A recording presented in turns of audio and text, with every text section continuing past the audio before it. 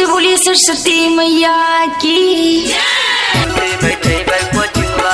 माँ Pratima recording studio Sheikhpura.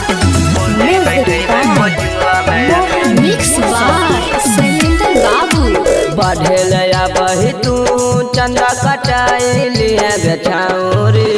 बढ़ेलया बही तू चंदा कटाई लिया गठाऊरी।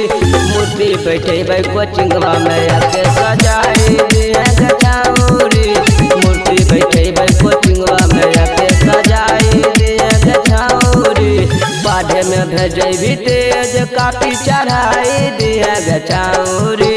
बाढ़े में भेजे भी तेज कापी चढ़ाई दिया गठाऊरी।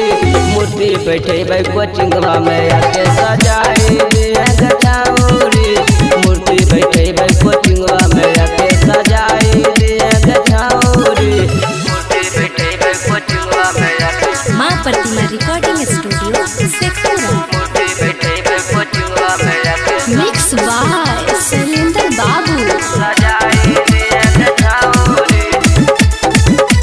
मूर्ति बैठे कोचिंगवा में आके सजाई दिया गठाऊरी। बात माने हमारा हृदय के हजार कल मूर्ति लावे खातिर जइबै बाजार। मूर्ति लावे खातिर जइबै बाजार। बात माने हमारा हृदय के हजार कल मूर्ति लावे खातिर जइबै बाजार। जबन जबन मंगई भी हमारा बताई दिया गठाऊरी।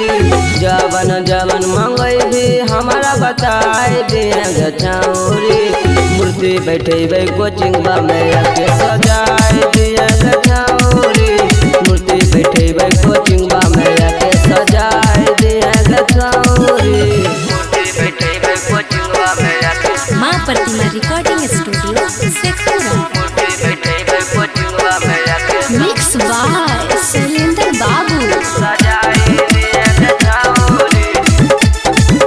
मूर्ति बैठे कोचिंगवा में आके सजाई दिया गठाऊरी। कहा कौन कुछ दे होई के खुश रतो डीजे के चौरी दिया जइतौ दुलू। कहा कौन कुछ दे होई के खुश रतो डीजे के चौरी दिया जइतौ दुलू। गौरव गणेश के तू बुलाई लिया गठाऊरी। गौरव गणेश के तू बुलाई लिया गठाऊरी।